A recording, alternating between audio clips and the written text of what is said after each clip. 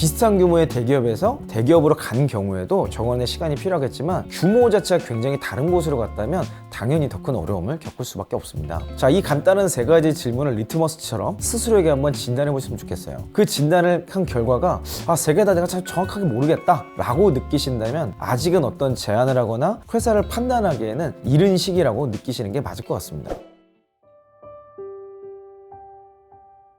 네, 반갑습니다. 오늘도 여러분의 고민을 함께 읽어보고 여러분 편에서 조언을 드리는 고민살롱 시간입니다. 많은 분들이 회사에서 일을 열심히 하는데 이게 성과인지 아닌지 헷갈리는 경우가 많이 있을 거예요. 이분의 사연과 함께 이 이야기를 나눠보도록 하겠습니다.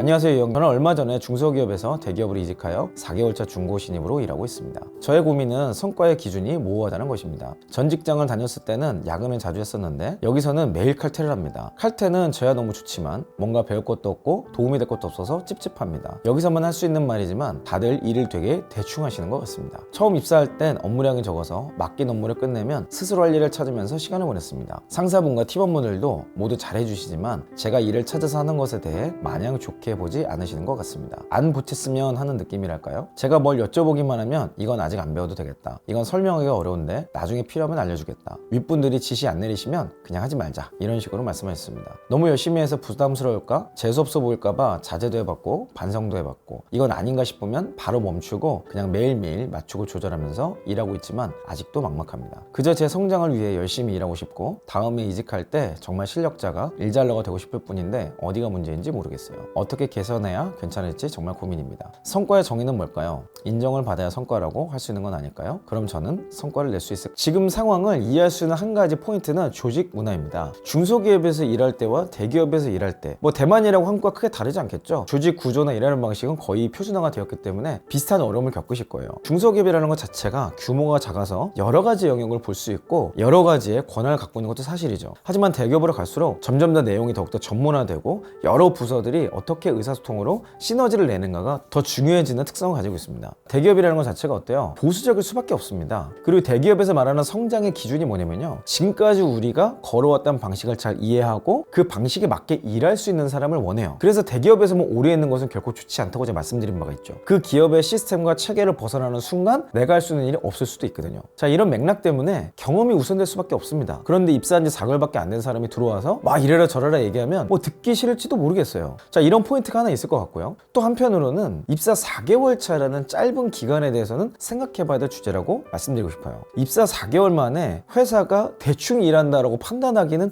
조금 이르다라는 생각이 드네요. 회사가 무엇을 중요하게 보고 지금 우선순위가 무엇인지를 정확히 파악할 때까지 필수적인 시간이라는 게 소요될 수 있습니다. 그 일을 원래 잘했고 그 분야의 전문가라면 수개월 안에 그 부분이 쉽게 캐치가 되겠지만 주니어 레벨이라면 사실 몇 개월 안에 그걸 파악하기 쉽지 않아요. 용어 자체, 그리고 관계성, 일하는 프로세스, 기준, 이 모든 것들이 되게 다를 거거든요. 비슷한 규모의 대기업에서 대기업으로 간 경우에도 정원의 시간이 필요하겠지만 규모 자체가 굉장히 다른 곳으로 갔다면 당연히 더 큰 어려움을 겪을 수밖에 없습니다. 정확하게 이해하지 못한 상태에서 계속 제안하라고 질문을 하면요, 때로는 걸리적거린다고 느낄 수도 있어요. 내가 지금 어떤 상황인지 알아보는 몇 가지 질문을 드릴 테니까 이 질문을 가지고 내가 너무 조급하게 생각한 것은 아닌가 진단해 보시면 좋겠습니다. 첫 번째 질문은요, 고객에 대해서 충분히 이해하고 있는가? 라는 질문이에요. 우리 회사의 고객은 누구고 특별히 내가 소속된 부서의 고객, 그게 부서일 수도 있고요, 상사일 수도 있고 더 상위 조직일 수도 있어요. 그 고객의 니즈를 충분히 나는 알고 있는가? 두 번째 질문은 회사의 제도나 일하는 방식에 대해서 우리 형편분만 그렇게 느끼는 게 아니라 모두가 동일한 마음으로 문제가 있다고 이야기하고 있는가? 만약에 그렇지 않은 상황이라면 나 혼자만의 이슈일 수 있습니다. 만약 그렇다면 내가 적응해야 될 문제로 치부될 수 있다는 거죠.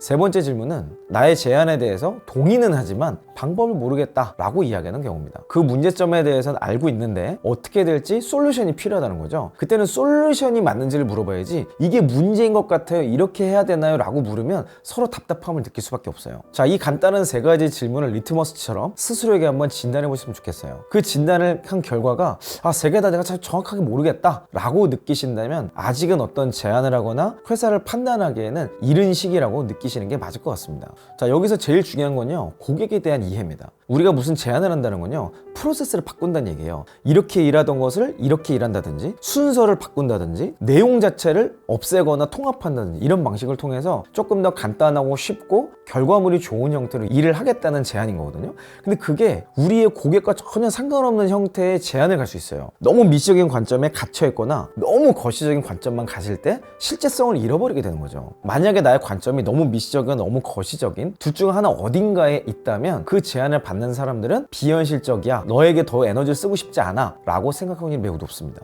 그리고 나의 제안에 대해서 공감은 하지만 방법을 모르겠다 하는 경우에는 히스토리를 추적해보는 방법이 좋은 방법이 될 것 같아요. 이전에 어떤 노력을 해봤고 어떤 변화를 줘봤는데 어떤 어려움이 있었다, 그러면 거기서부터 우리는 시작할 수 있고 거기서부터 전혀 새로운 솔루션을 제안할 수 있는 겁니다. 근데 그게 아니라 다시 원점으로 돌아가면 모두가 이미 그것 때문에 고통스러웠고 이미 생각했던 문제이기 때문에 다시 글로 돌아가고 싶어 하지 않는 것이죠. 자, 오늘 영상 이후에 내가 고객도 조사해봤고 사람들의 공감대 있는 부분에 대해서 연구도 해봤고 그동안 해봤는데 도저히 안 됐던 부분에 대해서 솔루션까지 제안을 해봤어요. 근데도 회사가 바뀌지 않고 회사가 일을 대충 하고 회사의 공감대가 일어나지 않는다면 그것은 확실한 이직의 타이밍입니다. 기간이 얼마나 더 필요할까 이런 걸 따진다기보다는 나의 미래를 위해서 과감하게 이직 준비를 하시는 게 맞을 것 같아요. 제가 이직을 해라 라고 말씀드리지 않고 이직을 준비해라 라고 말씀드렸습니다. 사실 이직 준비는요, 계속 해야 되는 거예요. 이직 준비를 해야 되는 게 뭘까요? 저는 세 가지만 준비되면 이직 준비는 끝난다고 말씀드리고 싶어요. 첫 번째, 경력 기술서를 작성해 볼 것. 두 번째, 지원의 포트폴리오를 작성해 볼 것. 세 번째, 퇴직서를 작성할 것. 이 세 가지만 해보면 나의 경력이 어떻게 쌓여가고 있는지 알 수 있고 그 경력을 더 발전시키기 위한 이직의 포트폴리오, 어디를 지원할 것인가를 지금부터 계속 고민해 보는 과정. 퇴사를 한다면 이 회사의 어떤 부분이 채워지지 않아서 퇴사라는 지까지 정리하면 이직 면접까지 한 큐에 쉽게 해결할 수 있지 않을까 생각이 드네요. 자, 좀 더 구체적인 이직 방법에 대해서는 다른 영상을 통해서 하나하나 깊이 다뤄보도록 하겠습니다. 네, 여러분의 고민은 여러분만의 것이 아닙니다. 여러분의 사연을 아래 링크로 자세하게 보내주시면 제가 여러분의 편에 서 있는 인사팀장으로서 조언을 해드리도록 하겠습니다. 네, 저는 다음 컨텐츠에서 뵙도록 하겠습니다.